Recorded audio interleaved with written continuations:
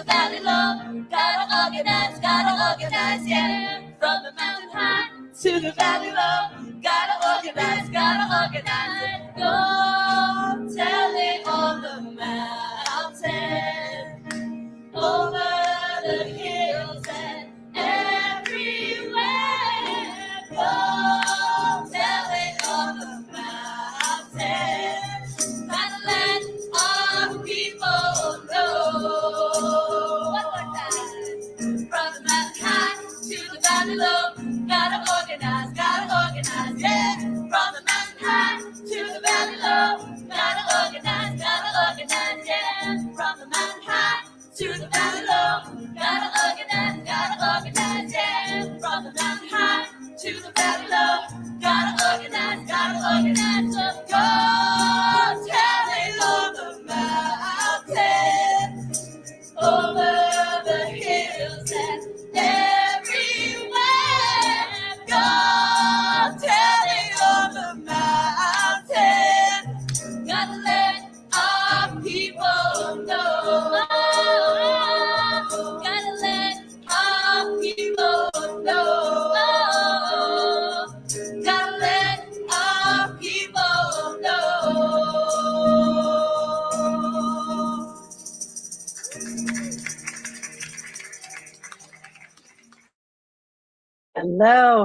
Hello, my siblings in the struggle, and welcome to the Freedom Church of the Poor service, where we are celebrating the advent of a revolution, the birth of a movement, and also the winter offensive of the National Union of the Homeless. We are very, very grateful to have you all here with us tonight as we are deep into both seasons. We just went through our very powerful memorial for those that die on the streets from poverty, the fourth leading cause of death in our country. We had a memorial lifting up those that have died, as well as posthumously minister commissioned Ron Casanova, longtime leader in the movement of creativity and art and spirituality, as well as in the National Union of the Homeless. Great honor to be able to do that recently with the Freedom Church of the Poor and the Kairos Center. Deep honor to us in the Homeless Union. And tonight we continue the celebration of the struggle, of the fight, of the fighting back against an empire, a state apparatus that puts us in opposition. And we say, no, we will not be put in opposition. We will organize, as that beautiful song just said, organize, to fight back for our rights as human beings, our rights as children of a divine universe, our rights of Christ, to have a home, to have food, to have warmth, community, love, and spiritual gatherings like these.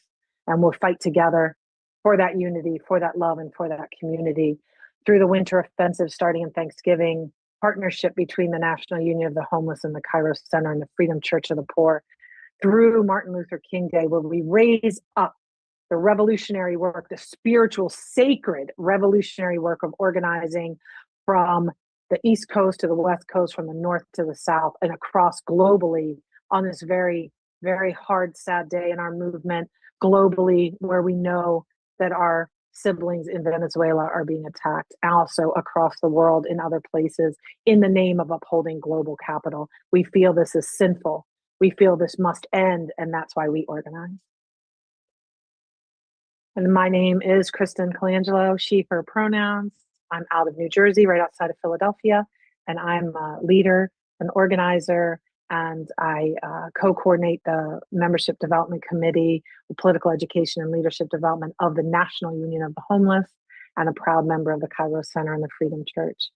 We always start these sacred gatherings with our mission statements. So if we want to put those up on the screen, we will read them and just sit in reflection. If you want to close your eyes and just breathe in the spirit of these mission statements as we ground ourselves in another amazing service together. The Freedom Church of the Poor is a spiritual and political home for movement leaders. We believe in the fundamental dignity and value of all life, and in a world of abundance where we all can thrive, not just survive, we all can thrive. We gather as a community of faith to support and care for each other. We commit to realizing the abundant world God promises by identifying developing and uniting leaders who will build a movement to end poverty led by the poor. In this community and through our commitment to this struggle, we also seek to rediscover and share a vision and practice of religion that is rooted in truth, justice, and love. In honor of the National Union of the Homeless and the partnership, this beautiful spiritual partnership between the Freedom Church of the Poor and the National Union of the Homeless in this time, in this season, and in this winter offensive, we hold up our mission statement. The heart and soul of the National Union of the Homeless is to commit our lives to ending, not managing, not making it look prettier, not helping some and not others, ending homelessness and poverty, and to work tirelessly for the human right to life, liberty, and the pursuit of happiness, for social and economic justice for all. We dedicate ourselves to raising up the awareness of our sisters and brothers, to planning a sustained struggle, and to building an organization that can obtain freedom through revolutionary perseverance. We pledge to deepen our personal commitment to end all forms of exploitation, racism, sexism, and abuse. True solidarity demands that we create not just a new society, but also a new human being. And with that, we will go back to song, and we will hear one of our movement songs.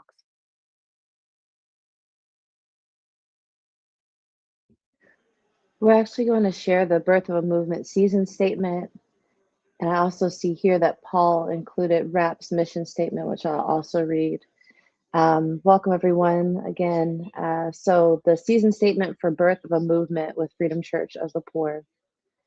There are moments in every movement that mark the start of a new creation, a new process, a new organization, the birth of a movement. In this season, we celebrate those moments in our collective histories when we see clearly a rebirth toward liberation taking shape. In these times, we retell again and again of freedom stories and the emergence of a moral movement that unites people across difference from the history of the Israelite people and in the Jesus movement. This season continues parallel with the winter offensive organizing drive of the National Union of the Homeless. And tonight we'll also be hearing from leader Paul Boden of Western Regional Advocacy Project, RAP, which exists to expose and eliminate the root causes of civil and human rights abuses of people experiencing poverty and homelessness in our communities. Thank you all. Thank you so much, Sierra. Really appreciate you.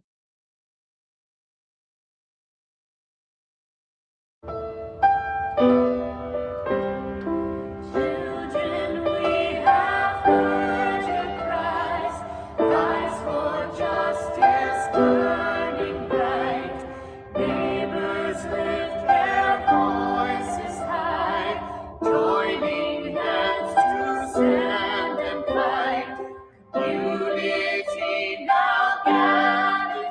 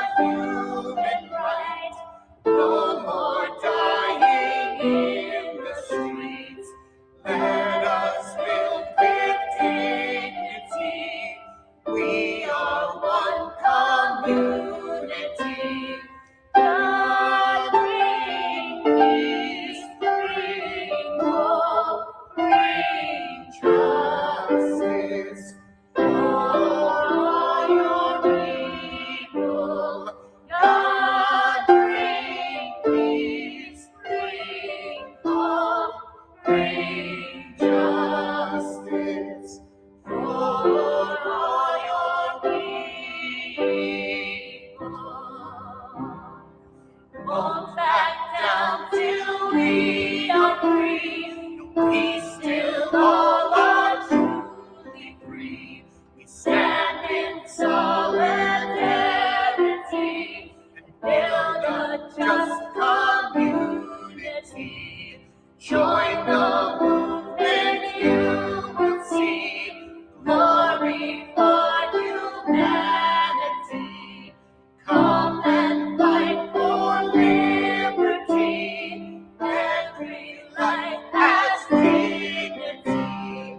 God bring peace, bring hope, bring justice.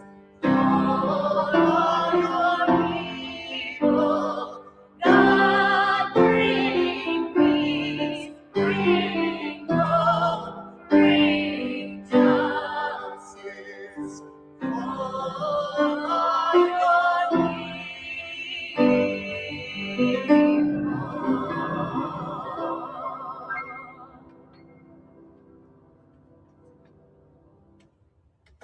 Thank you. Thank you. Thank you. So powerful. These revolutionary carols that have come out of our culture and art community. Thank you so much. I'm going to turn it over now to Adam for our scripture reading. Thank you, Kristin. So the scripture tonight is from Luke and also from a psalm, and we are continuing to read this story of Advent and into what the Christian church calls Epiphany. Just a reminder of the power of this story as we understand it at Freedom Church. And the whole Christmas story is kind of a overture, a preview of the gospel itself, and the introduction into the world of a new way of being that isn't empire, that isn't violent domination, but a way of justice and truth and love. And that way leads to confrontation with the state. And so as we continue here in this season, we also are aware that we're getting close to the season of Lent, which dramatizes that confrontation, of course, which ends in the state execution of Jesus. But just a little context there before we start reading our scripture tonight, which again is from Luke. So when the angels had left them and gone into heaven, the shepherds said to one another, "Let's go to Bethlehem and see this thing that has happened, which the Lord has told us about." So they hurried off and found Mary and Joseph and the baby who was lying in the manger. And when they had seen him, they spread the word concerning what had been told about them, about this child. And all who heard it were amazed at what the shepherds said to them. But Mary treasured up all these things and pondered them in her heart. The shepherds returned, glorifying and praising God for all the things that they had heard and seen, which were just as they had been told. And on the 8th day, when it was time to circumcise the child, he was named Jesus, the name the angel had given him before he was conceived. Thank you so much, Adam. And then, we're going to do a short psalm, Psalm 8. O Lord, our sovereign, how majestic is your name in all the earth. You have set your glory above the heavens. Out of the mouths of babes and infants, you have founded a bulwark because of your foes, to silence the enemy and the avenger. When I look at your heavens, the work of your fingers, the moon and the stars that you have established, what are humans that you are mindful of them, mortals that you care for them?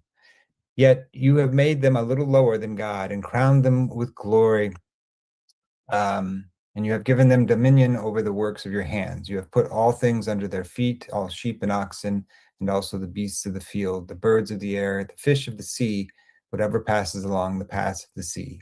O Lord, our sovereign, how majestic is your name in all of the earth. Thank you. Beautiful, both of those pieces. And we turn it over for reflection first to dear friend and longtime organizer, revolutionary, and author, Cedar Monroe.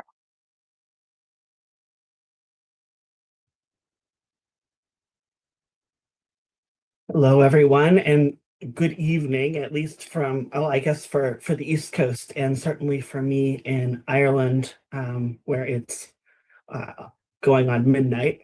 It's really, really great to be here, and it's really great to see people that I haven't seen in a long time. And thanks so much for the invitation. I thought I would just bring a couple of thoughts about this season and this coming year.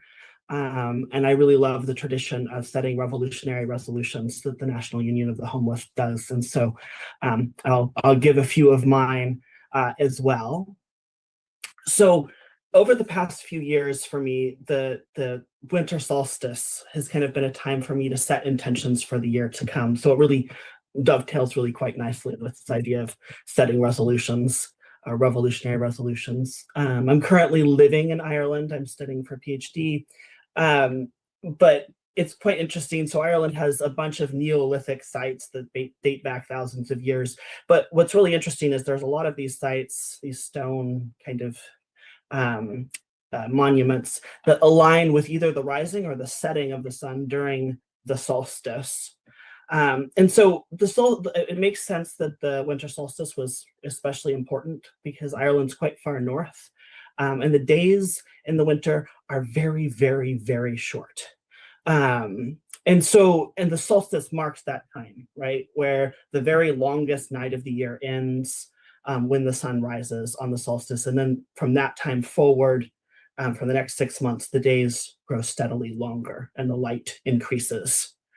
So we don't know exactly why people in Ireland thousands of years ago, what they did at these sites. We know that they were burial places to honor the dead. We know that this rising sun after the longest night was somehow important to them. But in modern times, the Irish newscast broadcasts every year on the winter solstice from Newgrange, or an Irish Brú na Bóinne, which is one of these monuments. And I love watching the program. You can go in person now that I'm in Ireland, but I haven't done that. But I love watching it on the solstice because Ireland's quite cloudy. And the game basically is to see if the clouds clear on the morning of the solstice, to see if the sun comes through the portal and hits the back of the burial chamber where there's all of these symbols, Neolithic symbols. It is the only time of the year the sun hits that spot. This year, the sun didn't show up because there were too many clouds, but that's relatively typical. But there's this kind of sense of ritual every year as people in Ireland watch this. And I've been using that time to remember that even in this time of shadows, and as the summary earlier about this season says, this time of shadows and monsters, right, that we live in today, that the sun still rises like it has for millions of years on Earth. Light comes and the days grow longer every year. It reminds me that the systems we live with today are not eternal, that when those ancestors who were watching the sun rise a few thousand years ago, here in Ireland, things were very different, right? They lived in a world where there wasn't private property, there wasn't homelessness. And according to what little we know through medieval texts, there were laws that protected the common good, and even trees had legal rights, strangely enough.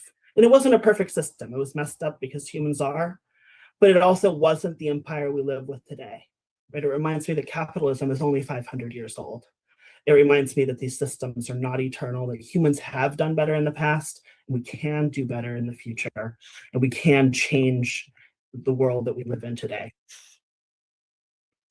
I also tend to use this time to set my intentions for the coming year. And so I've been thinking about what my revolutionary resolutions are for this year. Because it's been a hard year. I mean, for me, it's a hard year at a long line of hard years. I worked with chaplains on the harbor for over 10 years in Grace Harbor County, and poverty and homelessness have been rising there for a very long time. And so I think back home to all of the people I still know who are struggling with poverty and homelessness and increasing lack of everything that they need.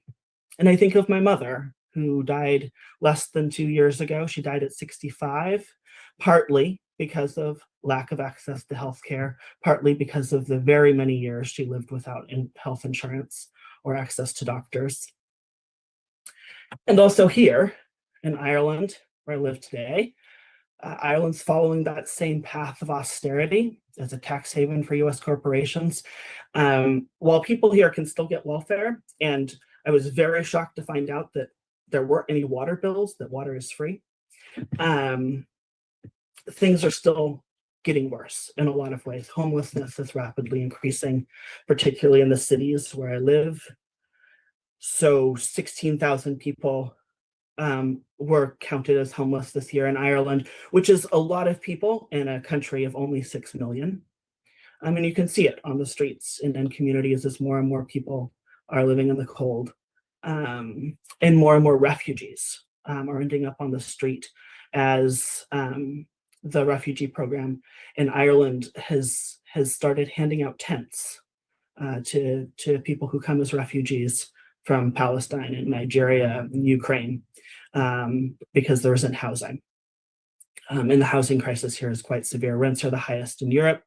Housing quality is terrible. And in my neighborhood right now, as it's dropping below zero and starting to snow, most people in this neighborhood can't afford heating systems and are either using or either have very little access to heat for their homes.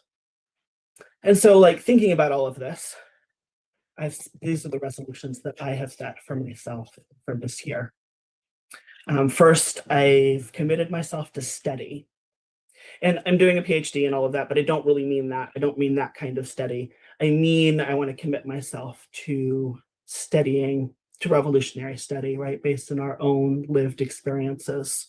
I was reading a speech by Fidel Castro 30 years ago, and he said that we live in complex times that require building more awareness and merging the best ethical and humane ideas from religion and from history towards revolution. And so this idea of understanding history and understanding the role that religion might play in revolution is something I want to dedicate myself to this year. And then the second thing is, as I've been living here in Ireland for a year and a half, and I've committed myself to engaging in the struggle on the ground here while I'm here.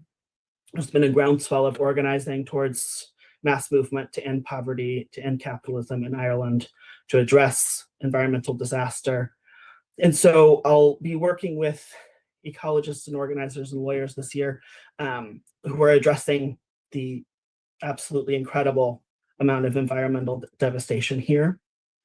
And I'll also be working with people who are organizing on the ground to get better healthcare and addressing a lot of the failures of the Irish healthcare system, which is steadily getting worse with austerity. And I think and as part of that, right, I want to find ways to connect our struggles internationally across the working class, right? We are all, the working class across the world is struggling for the same things, struggling for their needs being met, struggling for life, from Ireland to the United States, from Venezuela to Palestine. And our struggles are all connected. And I think increasingly our organizing will be too. And so as I think about this year, I think the ruling class does seem incredibly powerful right now. They've funded a genocide in Gaza. They just kidnapped the Venezuelan president in a bid for oil. They've robbed people of health care, of homes, food stamps, education, hope for their future. But in the end, when I watch the sunrise on winter solstice, I think about how we are more powerful, right? The sun has risen for thousands of years on humans before empires suppressed us. And as empires have grown and as capitalism has developed, we have always resisted. And so this is why this time of Christmas, this reading the story that we read of Jesus born homeless in a stable is so important, right? Because Jesus was born in this time where the ruling class of his time was also incredibly powerful. And he built this mass movement of resistance to cast down the mighty from their throne and lift up the poor. And that's why I feel incredibly honored to be a small part of this movement and to be here with you all today.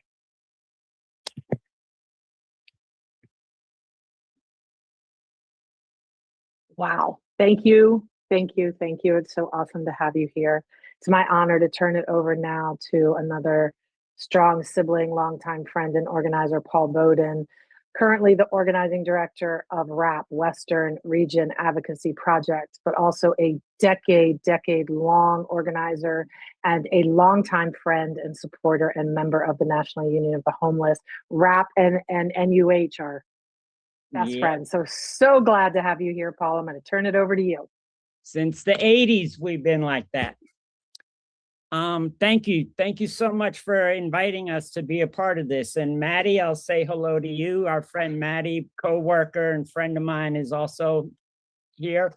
So RAP was created about 20 years ago, but I've been doing this shit since 83 when the shelter system first started. And I think it's important that we remember this was created by man.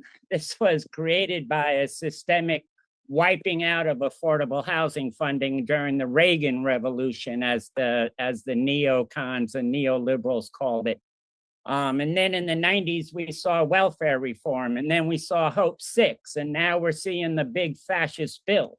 So there's a very easy trajectory to look at where did it come from that so many different types of people, so many different community members ended up living out in our streets.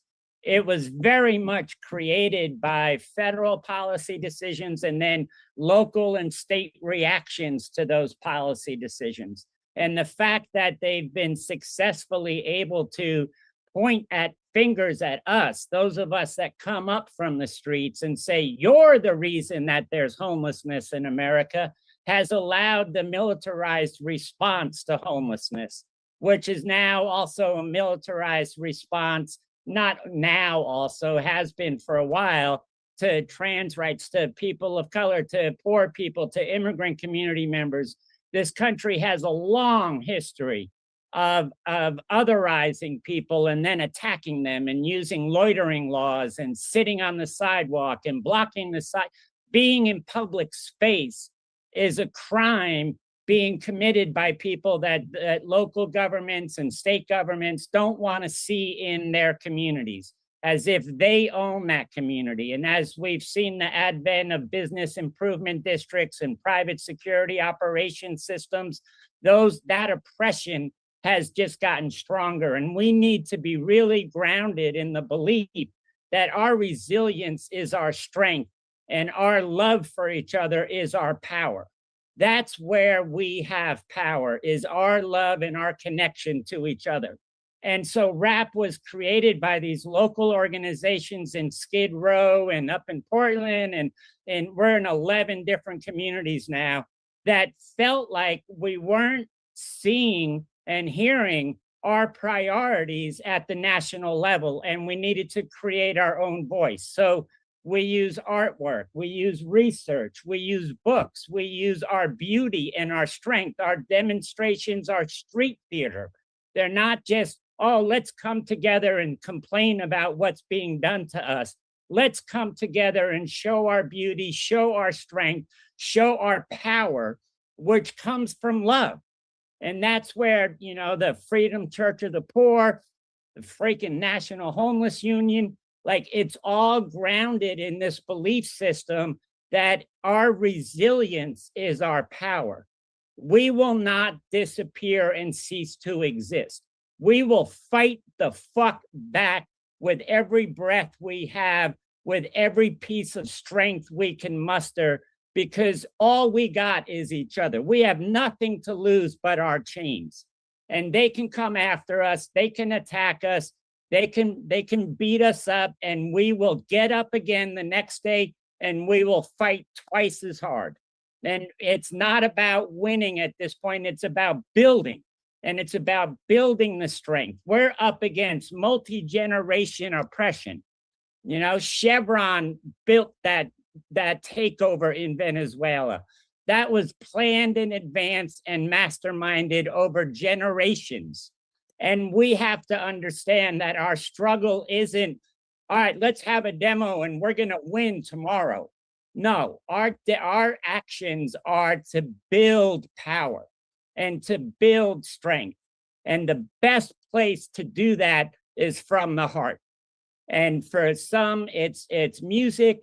For some, it's artwork. For some, it's legal strategies. For some, it's research. But that makes us stronger. The more skill sets we have, the more different talents we have, the more we're able to bring to the table as a collective community, the more power we can build for each other. There is no separation between mutual aid and organizing. It's all about building community.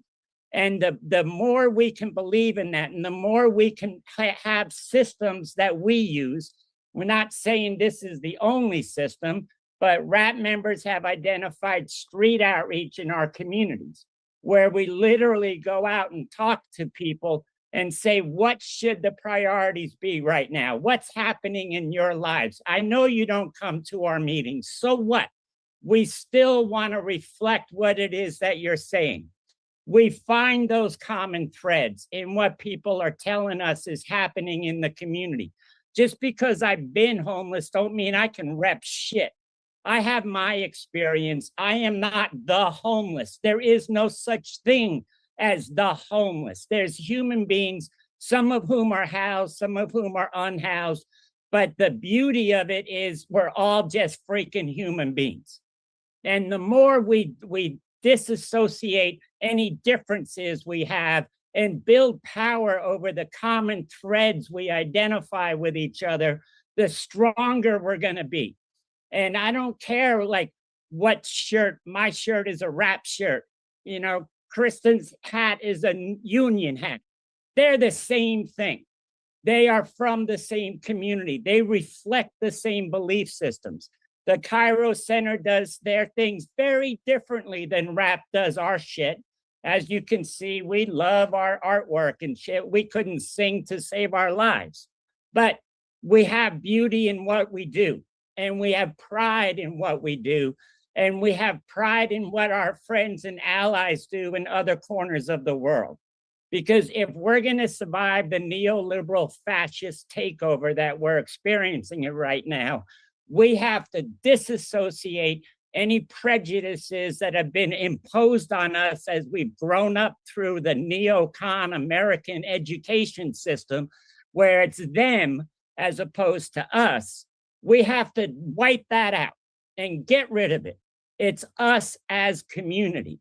And we find our common threads, we embrace those common threads, and we build together off of those common threads.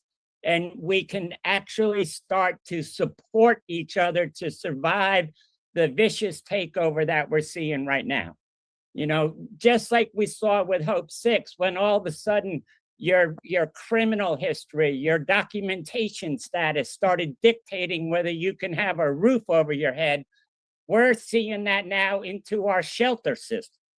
My God, a freaking emergency shelter bed is being dictated by who you are and whether we think you're worthy of a fucking shelter bed. Give me a break. We didn't even used to do intakes to get a shelter bed. If we had a space, you had a space. That's how the system ran. And we were all from the streets running the shit. And it actually was a lot more humane then than it is now, because now it's got all of these priorities of who gets it and intakes and are you doing life skills training? That shit all came in the 90s with welfare reform under Clinton. So we have to understand whether they're Democrat, Republican, whether it's the legal system, whether it's some white ass judge sitting up there passing edicts about us, that's not what's going to save us. What's going to save us is each other. What's going to save us is celebrating our spirituality and our love and our belief for each other and our support for each other. And our strength is in our resilience. It's not about winning. It's about building so that at some point, after 40 years, I can say, I may not be here when homelessness ends, but God damn it, nobody's going to repeat the mistakes I made or that we made as we were building, because the next generation is going to be able to learn from our mistakes so they can continue to build and not start all over again like we did in the early 80s when we were starting a homeless coalition in San Francisco. It was like, well, where did all the hippies go and shit? You know, like that stuff was gone. We had to make mistakes we knew other people made before us. And that's what I mean by our resilience is our strength. We make our mistakes, we learn from it, we build, and then we pass it on to the next generation. So they're not repeating our mistakes.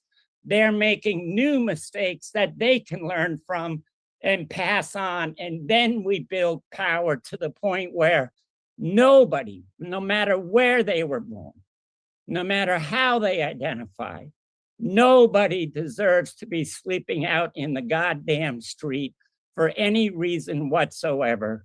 And that's what we're building towards. It's not just about, oh, end homelessness in San Francisco. That ain't gonna happen. We have to end a neoliberal system of governance that creates homelessness. And we do that through our love of each other, through our support of each other, through our research, and through our fearlessness to be out in the streets. Whether you're going to kick my ass or not, you're going to know you were in a fight because you're hurting people I love and care about. And thank you for a couple of minutes to say our shit.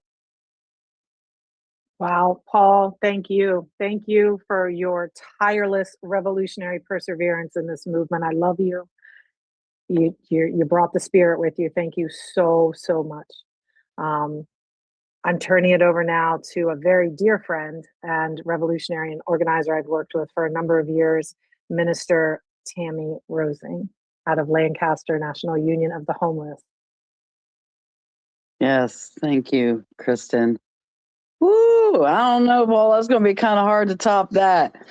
I tend to get fiery like that too, and I also want to appreciate what Cedar shared.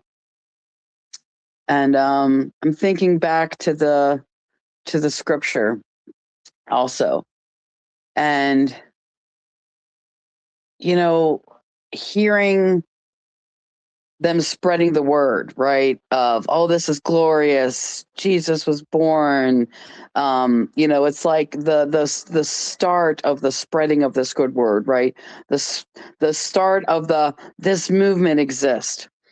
And hearing that and hearing Cedar's reflection and hearing Paul, you know what kind of came to my mind? What my life was like. And then also the moment. What was my life was like up until, but also the moment when I connected with people connected to this movement that was already building, right, before I came involved. And I'll never forget the pivotal moment for me when I truly was like, this is it. I went to different gatherings of different organizations, trying to understand. I had this political awakening, so to speak, and in end of 2016, 2017, going into that. And I just knew something wasn't right, but nobody was giving me the clear answers. It was a very limited viewpoint or understanding. And I'm just like, this just doesn't fit. Like this whole left wing versus right wing or the political parties or the whatever. I heard a lot of that. It just something didn't feel right. And then I connect with organizations like Put People First PA, through that, the Homeless Union, through that, the folks here at Kairos Center, and watching this video clip of Martin Luther King Jr. and hearing his fight for human rights and the organizing of poor people across lines of division, and why a poor people's campaign was important, and who held the power. Us poor folk. I grew up believing I had no power. right? And so for me, like what I'm taking away is we've got to spread the word. I mean, think about it. I'm like, what, 48 now? I only just found out about y'all in 2017. That was only about 8 years ago. Wish I would have known about y'all even before that. So there's a lot more me's out there that haven't heard about us yet, that we need to bring them in, because this will mean just as much to them as it does to each one of us. And so we've got to spread the word about this movement, that this movement is building. This movement has been birthed and now it is growing. We are building a movement to abolish poverty, to abolish the system, to take down the empire that is oppressing us both here and abroad. When I woke up the other day, early morning, to get ready for work, and I always get on my phone as I'm drinking my coffee, trying to wake up, and I see the news of what our empire did in regards to Venezuela, and that like instantaneously broke my heart. I'm just like, not again. You know, this isn't something new. It's not like it's just a Trump thing, you know, much like how you heard Paul like share, right? Like this ever growing attacks on the poor is one administration after another. They just piggyback after another because it's the system. And so this is just them, the United States empire, taking the next step further, you know? And just thinking about whenever I've connected with folks that are organizing in their nations, right? We just heard Cedar talk about Ireland. A lot of what I've heard them share and say to me personally, like one-on-one and communications, and if I'm not mistaken, I've heard other revolutionaries here share that one of the best things we could do for our international working class brothers and sisters is to organize a revolution here. This empire is just, it has too much control and power, and it has to be taken down and put in the hands of the working class for us all across the globe to have freedom and liberation. And we got to not be afraid. We've got to like share the truth. There are so many out there. I can see it. I can feel it. Just, you know, active on social media, active talking in my community every day. There are so many out there that would come on board if they knew the truth, if we connected with them. We should be hungry out there every day talking to our community members. I can't help myself but spread the good word. That's why I love that one of the songs that we played at the beginning where it's like, go tell it on the mountain. We got to organize, got to organize. I love that song. I was there the day that was performed. I love that. That touched me. I listen to that song all the time to process and reflect my conversations with my community members, because so many of them are waiting for us. We are the ones that are going to save us. Ain't no politician, ain't none of them going to come and save us. They're going to try to fight back, and we've got to be organized. And as Paul said, we got to keep rising up. They knock us down, get back up. They knock us down, get back up. And that's what we got to do. And we got to keep moving forward, and we got to identify other leaders, and we got to make sure that we incorporate leadership development, and we're coming together across lines of division, and we got to be patient, and we got to like share love with one another, and we got to like build projects of survival so that we can help each other survive in these harsh times while simultaneously organizing to take this empire down. That's what we need to do.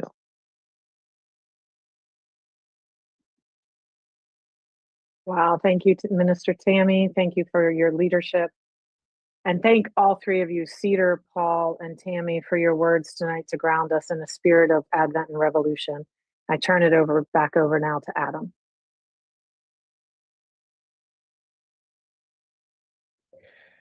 Oh my gosh, that was so powerful, y'all. But I think it's time for prayers. So actually, we're going to pass it over to Minister Letiah, who's going to lead us tonight in the prayers of the people. So thank you. Hey y'all, if you can just take a moment if you haven't, put your prayer requests in the chat, knowing that we will offer them in this space now and also throughout the week. So if you do that. One of the things, while people are putting their requests in the chat, one of the things that helps me is breath prayers to survive when we hear another crazy thing that's happening in our world. And so I'm going to invite us into a breath prayer while folks are putting their stuff in the chat. And it's simply this, that we would inhale trouble. And as you're inhaling the trouble, there's lots of trouble that we are holding for our country, for around the world, for ourselves, but then we will exhale, won't last always, right? This is something that people have said and believed, who've organized over the generations. So again, we're going to inhale trouble, thinking about whatever that is for us and around the world, and then we're going to exhale, won't last always. So let us begin. Again, we're going to inhale trouble. Exhale, won't last always. Inhale trouble. Exhale, won't last always. One more time. Inhale trouble. Exhale, won't last always. All right, and then I will look at what we have here to offer in community prayer. So we pray in the many names of God, in love and in solidarity, that there is a takedown of the U.S. empire and all oppressive empires around the world. For those people in Venezuela, for safety and endurance, for those in other countries and in the U.S. experiencing oppression. We want to express thanks for this community, for the Freedom Church of the Poor that sustains us in times like this, for also Gaza and Palestine and Ukraine and Greenland and Sudan, so many. We hold them. Prayers for the families of the beloved comrades, Rachel and Anika, who recently lost their parents. Praying for all the children whose parents are no longer with us. Thankful for, this is what Sierra says, thankful for my grandmother, whose birthday is today. Happy birthday. And for the health of my grandmother, Eva, and family. So, let's see, for Minister Becker, please express how grateful I am that my friends John and Tammy have entered, John Ferris have entered into the arms of the ancestors.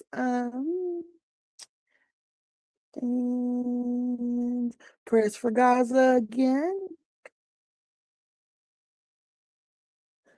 For survival and determination.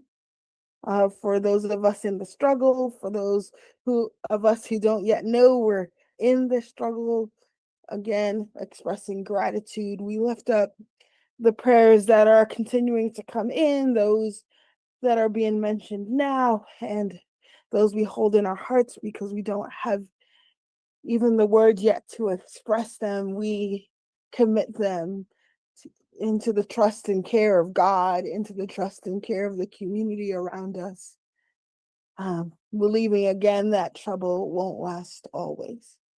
Amen. Amen. Oh man, thank you for holding us in prayer, Minister Letiah. And thank you all for this powerful service. This has just been really really needed. What a way to start the year.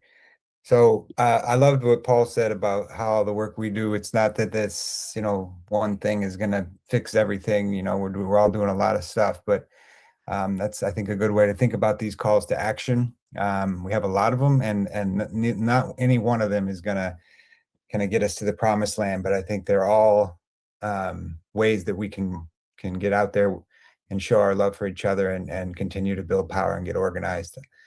So yeah, it was a rough way to start the year, seeing the U.S. Conduct another regime change in Venezuela. And like Paul said, again, this is something that's been coming for a long time and orchestrated by powerful oil industry, and really threatened by the idea that people of Venezuela would want to own their resources collectively. So Cairo Center has signed on to, I know there's a lot of letters out there just to condemn this illegal occupation. We've signed on to a letter that was put out by Mayday Strong. So we're going to drop that in the chat. Folks want to add their name to that. Also, a really important letter came through today from the Apache Stronghold. As folks may know, they are longtime friends and allies and comrades in this struggle, and we've learned so much from them and their struggle to protect the sacred. So I'm just going to read a little bit from this letter from the founder of the Apache Stronghold, Winsler Nosey. He says, "For what I have witnessed, I now can say I see as my father and my grandfather and great-grandfather witnessed before me. Capitalism demands your loyalty to destroy every moral, ethic, spiritual belief, and God's way of life. I too know who cares and protects what God and Jesus had warned the world about. I will not be the one who is loyal to capitalism. You will not fool me. I will be departing from Oak Flat on Sunday, January 4th at 11 a.m. I will be walking and a little jogging to arrive at downtown Phoenix to attend the court hearings, which begin at 10 a.m. on January 7th. And for those who know me, Winsler, well, I had a spiritual encounter and must travel in a spiritual way. And I ask each of you, this is the call to action, if possible, to make ceremonial fire, light a candle, or be in prayer. The decision of the federal judge will weigh heavy on the future of water, environment, religion, and the ability to give federal exemptions to corporations without following legal policies. Usen, or Creator, hear my prayers as I make the journey to encounter many ugly obstacles, but also witness the beauty of all life. I will let no fear distract me, for all the beautiful spirits will be in all four directions." So yeah, please stand together, be together with the Apache Stronghold in prayer as they continue that fight, and I think continue to show us all what's at stake in this struggle for so long in this land that we all reside in today. Also coming up in January is the 10th anniversary of the Homeless Union, the relaunch of the Homeless Union. It's been around a while, as Paul indicated, since the 80s, but the 10 years anniversary will be a big celebration and gathering in Salinas. If you want more information on that, let us know. We'll get you the flyer. Again, a reminder of the Free Families campaign, national campaign that is inviting us to come together wherever we are to rise and build a community that can respond to the crises now and be prepared to protect each other everywhere. The way Free Families works is by connecting the acts that we all are doing to resist and care for each other. And it's just, the Free Families is a mechanism, a tool, a way, a campaign to amplify our actions and project our shared communities with greater power. So it's a powerful initiative that's underway through a lot of organizations and leaders that are connected to struggles around detention and immigration, but much more. So if you want to learn more about that, we'll drop the link, and they have an amazing toolkit that you can draw on, and we'll drop that as well. Another reminder about a fundraiser for a comrade, Luis Valderas, who was detained by ICE while traveling domestically. He's somebody that has been in this country their whole life. So we're asking for your support for Luis and for their family. If you're able to, we'll drop a link. You can learn more about that. Also keeping a close eye in our hearts on what's happening in the Twin Cities right now as they're terrorized by ICE agents. And because of this threat, many immigrant families are scared to leave their houses and their children to schools, which are, again, for many of us, starting up again this week. Many of them have lost income because it's not safe to go back to work. And especially, I think, for our Somali and Latina families, this is the case. And we are trying to raise money again to help with rent assistance and other needs for our brothers and sisters there. If you're so moved, please follow this link to learn how you can donate more. Finally, just a reminder: if you aren't signed up for the Freedom Church of the Poor newsletter, please do that and spread the word so we can stay in touch. Make sure you have all the information for our services each week and our Bible studies, which this week Bible study is going to be led by the organizing director at FOSNA, Friends of Sabile North America. So that's Wednesday, 6 p.m. And next week we will be in our second to last season service for this season. So it's been a good ride, and then and I'm sure there are many more calls to action. So if folks have them, please drop them in the chat. And I think that's a wrap for me. We're going to close with song, and then Kristin is going to take us out with a final word. So let me get the song queued up.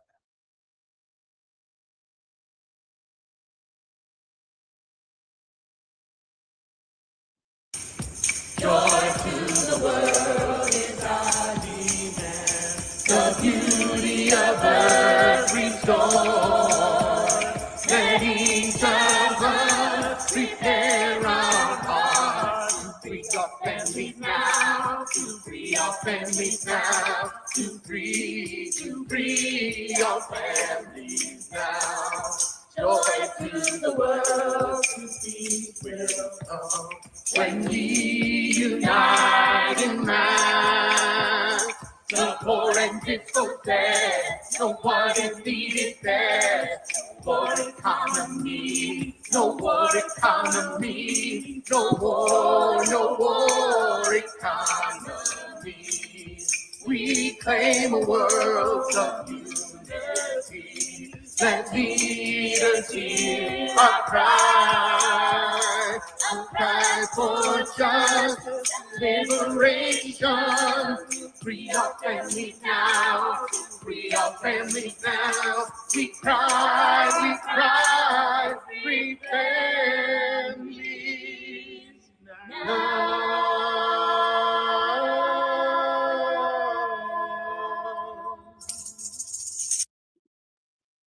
Yes, yes, yes. Thank you. Thank you. Thank you. Thank you. What a beautiful, powerful, impactful service. I end this night thinking about how we started. Adam read some scripture for us that grounded me in the story of the birth of Christ, a revolutionary who was born into homelessness, who was running, his family was running from empire, running from the ruling class, running from a king who took great murderous measure to stay in power out of just the mere threat that somebody was being born that could dethrone this king. And they were on the run from empire. And things come out of this like no more room at the inn. Minister Tammy rises this up all the time in the National Union of the Homeless, no room at the inn. And what does that mean? And I think to myself, if God of the Christian Bible, the God of any Bible that we're thinking about that's telling this story is all powerful, why have his son born into homelessness, y'all? Why in a stable? What statement was being made? Why not riches? Why not balloons and fanfare and, just the finest of all things that this Messiah, this, son of God being born into? Why running from empire? Why running from a state, a murderous state? Why turned away from the inn, and why born in the stable? That's a powerful message that is often just diminished. I hear This world, as long as it puts property above people, as long as people freeze on the streets with more empty houses for each person, being kicked out of hospitals, removing maternity wards from rural hospitals so that people have to drive so far, forced to give birth in the most unhealthy situations. In a world where we throw away more food, possibly eat. In a world where when we are hungry, they're cutting SNAP. Houseless, they're cutting all our subsidies and all of our things that keep a roof over our head. When we have to face our lives, whatever energies or Lord or God that you speak to in prayer, the question is, did you feed me or the least of us? I pray that at some point the answer is yes. At the end of this year, as we're coming to the end of this season, I think about the revolutionary resolution. And I also to study, my eyes closed from exhaustion, who we are up against today. Who is empire today? Who is the king today? Study where that enemy is, who that enemy is, and how to kick that ass. How do we win? We go up against. We continue to organize, and build power and build clarity and find, identify, train, develop, and unify leaders across this globe to come together to build our core, build our power, our political independence, to turn this society around so it reflects our interests. No one goes to bed cold. No one dies on the street. No one is turned away because their SNAP card no longer works and they didn't even know it. Or they go to the doctor with a sick child, a sick human being, and they don't know that they can't have care anymore because they missed a letter. Or they're kicked out. February is a month that for some reason for me, I don't know if it's from my history or when I was on the street, but every February, I return to just the bitter feeling of coldness across many parts of the world now and many parts of this country. People are going to freeze in the richest society we've ever seen. So I end tonight by saying, please, in prayer or publicly, we would love to have you publicly do it. But if that's not your thing, in prayer, talking to, whatever it is that, like I said, that you speak to when asking for power, that you think about what is your revolutionary resolution for 2026 in the face of war fought just to uphold capital, the guise of fighting for human rights and the betterment, which I don't believe. Betterment is what happens here. Building a new society is what happens here. When we hold up the many missions that were said tonight and throughout this season, pick a mission, pick a battle, pick an entry into this movement and join us. We need you, every one of you, to join hands and hearts and spirits with us to fight this empire that goes back to the birth of Jesus. Baby born in a stable who grew up to have a ministry of revolution, love. Paul Boden, you said it over and over. Of love and justice and to fight so that no one freezes, no one starves, and no one dies in the abundance of our time. So I leave you with that. Make your resolution with us to help us all fulfill our resolution in 2026 and all the years to follow. And thank you for joining us tonight. Thank you for all the leaders that made this happen. Cedar, Paul, Tammy, thank you for your words. Thank you, Adam, for your leadership, and all the other leaders, Sierra, everyone that makes this happen every week. And 2026, y'all, is going to be powerful. Fire, as we say, fire.